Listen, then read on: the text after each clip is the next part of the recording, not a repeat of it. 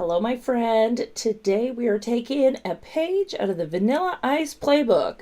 We are going to stop, collaborate, and listen in order to create a super comfortable, safe, and inclusive environment for our clients. All right, so first of all, why is this important? Well, it's so important that your clients feel comfortable and safe because ultimately that is what brings referrals in. But more importantly, if you're watching this, you're probably a portrait or boudoir photographer. And the reality is that our clients trust us and they don't take it lightly. Lots of people have had bad experiences in being photographed. And the more we can make their experience incredible, astounding, magical, and like above anything else they could imagine, the better it's going to be for them and for you. So let's jump into it. So the first one is stop. Before we go any further, we need to stop, pull the brake. We need to stop and take stock of what we are doing in our businesses. We need to start asking questions around why we do the things that we do and make sure that they're actually in alignment with who we want to be, what kind of business we want to run, and is it the direction that you're going? I know for me, when I first started, I didn't know what I was doing. So I was watching a lot of photographers and just kind of adopting things that they were doing. I would try it out, see how it felt, and then I would get into a super comfortable thing. And then along the way, I started to realize that, wait a minute, I actually want something different for my business. I want to achieve something different. My goal is different. I want to help people with their body image. I want to do these things, and these practices that I picked up at the beginning are no longer serving that mission. And so I had to go through and take a look at all the different aspects of my business, from the way I was pricing, to the set designs that I had, to the furniture that I had in my studio, to the way that I posed people, lit people, edited people, everything. And I just simply asked the question, why do I do that? Why do I edit this way? Because when you have to stop and say, why do I edit out wrinkles on women but not on men? It really makes you realize how kind of fucked up the photography industry is, or how the beauty industry has been on women. And as somebody that wants to change that, I don't want to be complicit in the continuation of those standards. And so at the beginning, it made sense to me to Photoshop certain things, because I said, if the promise of a little skin retouching gets somebody in front of the camera for the first time in 35 years, then that's awesome. Like, I'm fine to do that. But then along the way, that started to no longer fit with me, because now there were other photographers photographing more bodies in my city, and I could take what I call a step towards empowerment 2.0, because there were people that were photographing more bodies and they were photoshopping skin. That meant that I could take a step back and say, okay, I just want to photograph all the bodies, but now let's take away skin retouching, which is why in 2020, I basically decided to stop photoshopping as part of my business. And that's totally fine. I just made a video about why it no longer made sense for me to do it, and it was fine. You know what I mean?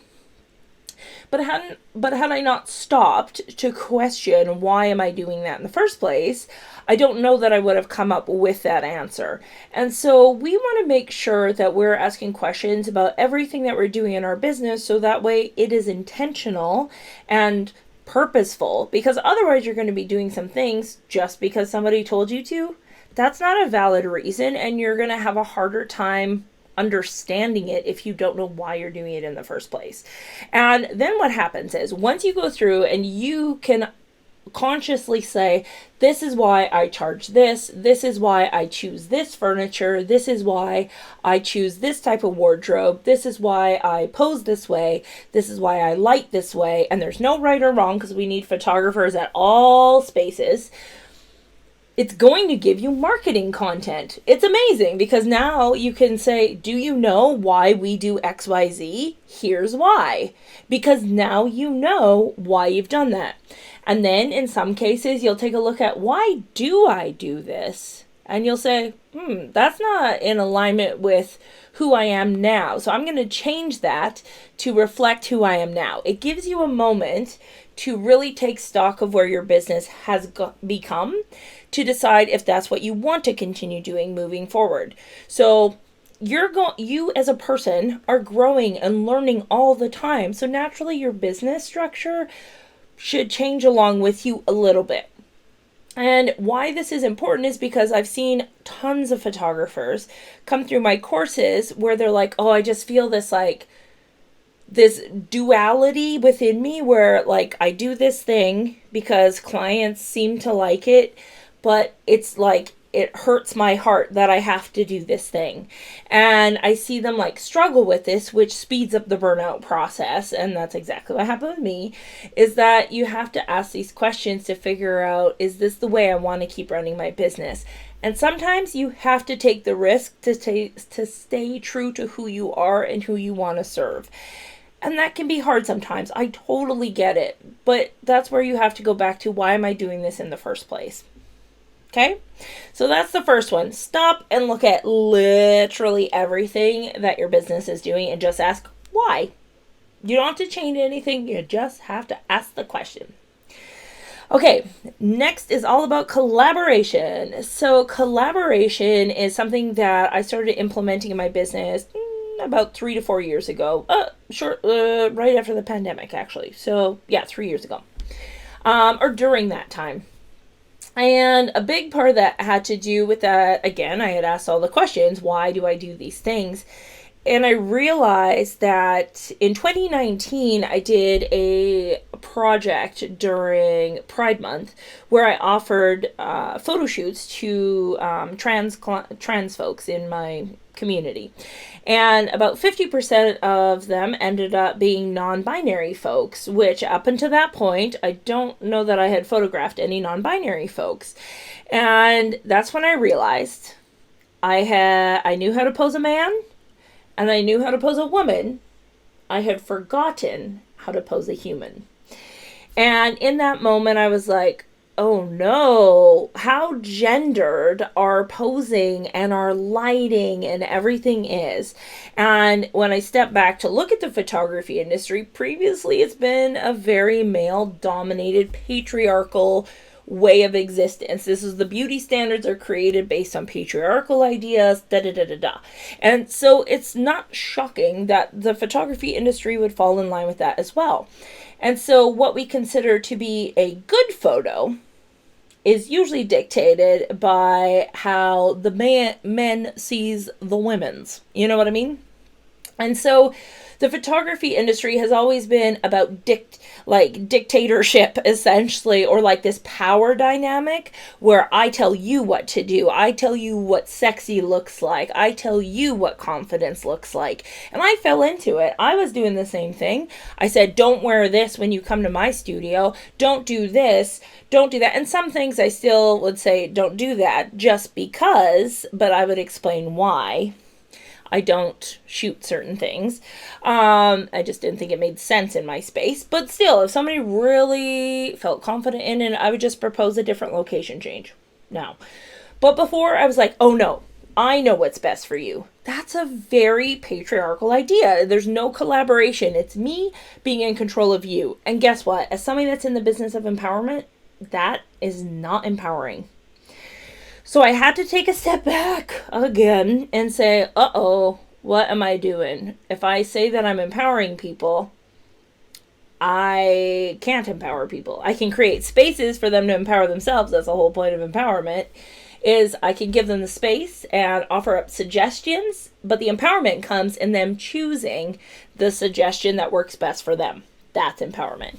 And so stepping back from that and recognizing that, I started to ask my clients questions. How do you want to be photographed today? How do you want to show up in your photo shoot? How do you want to feel when you not just have the photos taken, but also when you look at the photos? So then a client would say, well, I want to feel sexy. Amazing. That's fantastic. When was the last time you felt sexy?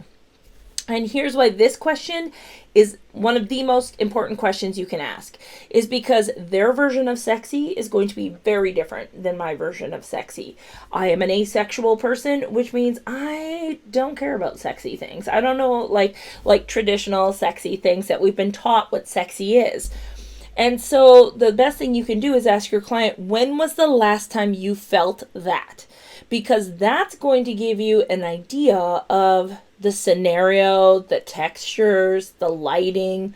It's going to essentially give you a better idea of what makes them feel sexy instead of me telling them what sexy should look like.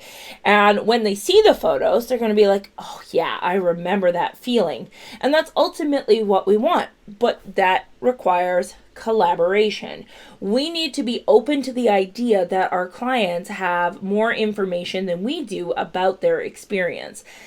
And I know for folks that like to have control over a scenario and they like to know exactly what's happening, this can feel daunting.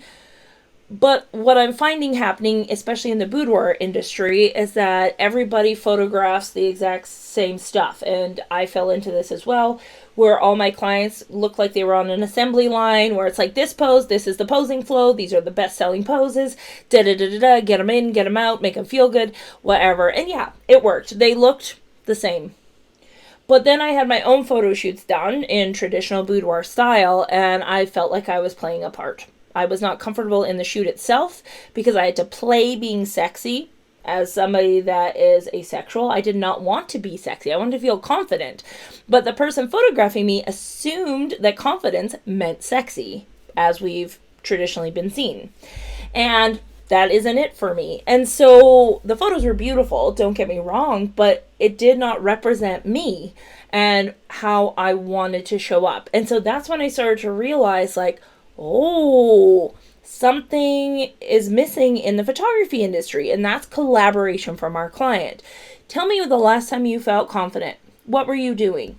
Tell me the last time you felt hopeful, sensual. What were you doing? What were you wearing? What was the light like? Like, get them to tell you the scene, because now you can use that beautiful artistic vision of yours and create something that is specific to them. And it's going to be amazing. Now, here's what you can do if you're like, yeah, but they just want what I always shoot. Listen, this is what I encourage people to do, is say, oh, this is what I'm envisioning for your shoot based on the information you've given me. Is that something you'd be interested in? And now it's up to them to say yes or no, because that is empowerment. You're giving them the choice. But this way you get to honor that artist inside you instead of just defaulting to things that have always been done. Just a thought. But collaborating with your client is going to be a win-win-win, because number one, it's going to make them feel heard. For a lot of our clients, specifically in the boudoir and portrait world, they are used to not being heard, right? Like, nobody listens to them usually, which is why they're coming in for this amazing experience. And so for us to sit with them and say, I hear you, which comes to the next thing, right? It creates one-of-a-kind experiences for your clients, so they can look at those photos and feel how they felt the day the photo was taken, instead of like, oh, I remember how much my back hurt to do that thing, which for some of them will make sense. But for some people, they'll be like, I don't know why I was in so much pain to create that photo. Like, it's not going to keep the feeling alive as long as we want it to.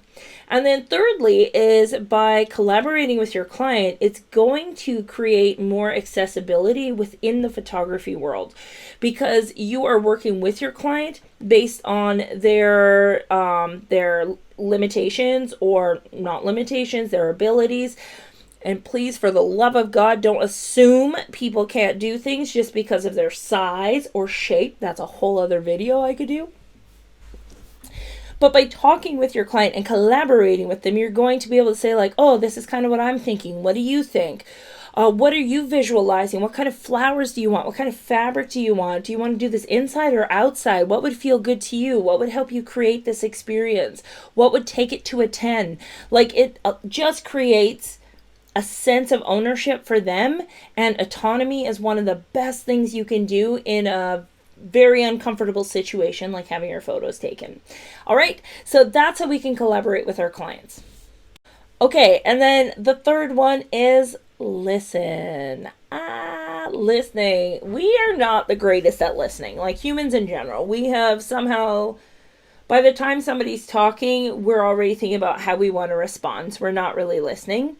And one thing that I see happen in the photography industry is a lot is like a client will say like, oh, I'm afraid of looking, big in my photos, which again could be a whole other talk. But I'm afraid of looking big in my photos. This is a real fear for a lot of people.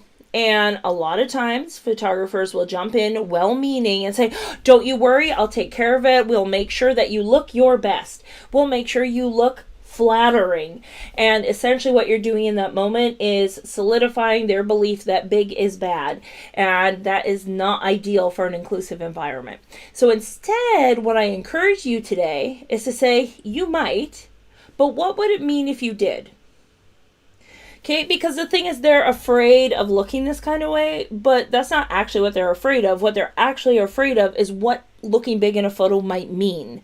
And what it usually means to people is that they're unattractive. They let themselves go. They are unlovable. And then you can ask these questions. I do have a video on my 4 words for self-coaching. That's the same process I do with clients. Because I need them to understand what they're actually afraid of, because it isn't their body looking a certain way in the photo, it's what that body looking that way means to them. And so then it allows me to open up a conversation around, where did you first learn that? Right now I could actually do work with them to actually help them understand what their brain is doing. And you don't have to have the answers. This is why it's listening. Is you just want to listen and ask questions. Be curious with them around what their fears are. Because what happens during the photo shoot is you are not dealing with your client in the present. You are dealing with her past of being photographed and bad body image experiences. And you are dealing with future fears of looking a certain way in a photograph. So in that moment during the photo shoot, it isn't her in the present or him or them in the present. It is these people that you have to manage. And the only way we can manage those anxieties is by listening for it and then asking questions around it. So I like to do that stuff ahead of time in consultations to ask my clients, like, is there any concerns you have when it comes to doing a photo shoot? I don't take it to the body. They usually will take it there themselves, but it opens it up for conversation. And I truly want to talk to them about that to see, like, because me saying, don't worry, it'll be fine. What if it isn't? What if it isn't fine? Are they going to leave having a good experience? Probably not. And so don't worry, they'll just cry when they get home. That's what happens. And we don't want that to happen. And one of the expectations that I've learned to set with my clients is that I don't expect them to love any of the photos. I say, I know they're good photos. I'm a little cocky in my work, but I know they're good photos, and the ones I'm showing to you, I think they're absolutely beautiful. You may interpret them a different way, and that's okay. And the reason I'm telling you this is because I want you to tell me if you feel this way. So that way we can talk about it. So we can work through it. So I can move through this with you and give you space to feel what you're feeling. Because the last thing we want to do with our clients in this very intimate, vulnerable setting of seeing themselves in photos is to be like, oh my God, you're going to love them. They're going to be absolutely amazing. You're going to love them all because you love them and they're amazing. And that's fantastic. But realistically, think of yourself. Have you ever loved an entire gallery of photos of yourself? And if you're like, well, I don't know because I've never been photographed. You know, the next step is to get your ass photographed before the end of the year. All right. So make sure that you are giving them space to not like their photos. And I know that sounds counterintuitive because in your brain's going to be like, okay, but then they might not buy anything. Listen, they might not buy anything anyways, and then they're going to go home and cry and tell all their friends. I would rather them sit there, have feelings, me sit with them awkwardly, because I'm not a hugger naturally. I'm a, they're there, are we done? Can we solve this now? kind of person. But let them feel their feelings and say, let's talk about it. Right? everyone has had body insecurity. You don't have to say, I get it. I also have, no. This is not the time. We're listening. So we say, tell me more about that. That's the only question you need. Tell me more about that. What does that mean? Oh, wow. Can you elaborate on that a bit more? Let them get it out. Most of the people that we're servicing in the photography industry, especially in boudoir and the portrait world, they do not have space to talk. They don't have people they talk to because they think they have to hold all their shit together. They don't do it. And so now we've created this space where they can just go and talk about the pressures and the perfection that they try to maintain and all of these things. And you can have a moment with them where you listen. That's it. You don't have to solve anything. You're not going to solve anything. And again, one of my other favorite expectations to set is listen. It's taken you 35 years of negative self-talk to get here. A photo shoot is not going to undo that. It can start the process, but it's going to involve a lot more than just one photo shoot. That's not fair to me as the photographer. That's not fair to you to set the expectation that I will cure your body image woes with one photo shoot. So if you are interested, I do have scripts as well as questionnaires that you can purchase. They're just in the link below to help you out with this stuff. But ultimately, overall, it's just listening to your clients, asking what their needs are, asking them how they want to be seen, how they want to show up, how they want to be celebrated, and infusing that with your artistic, amazing, beautiful talent to create one-of-a-kind experiences that they will rave about forever. They will remember it forever because you will have made them feel like the best version of how they want to see themselves in that moment. And the cool thing is when you get repeat clients, this is how I get repeat clients, is that they change just like we do. So every year they're in a different frame of mind. So last time you came in, you wanted to feel sexy and we nailed that. Awesome. How do you want to feel this year? It could be any feeling. Pick off the wheel of emotion. Pick one and we'll go there. What do you want to explore this time in your photo session? And have fun with it. Like literally tell them what your brain is showing you in terms of the creativity that your brain is populating. A lot of times we're afraid clients are going to say no. They have the right to say no, but you are the artist. So why not offer up the art and see if that's something they might be interested in? Okay, so that, my friends, is how we're going to stop, collaborate, and listen to help create a more safe, comfortable, and inclusive space for our clients, making space for all their anxieties, feelings, emotions, and ways of existing, because all humans deserve to be photographed as they are, not as we think they should be.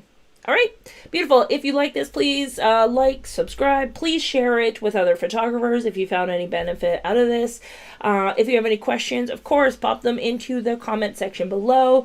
I also have a Patreon account where we're open to talking about all sorts of things like this, including working through your own body image to help make you better for your clients.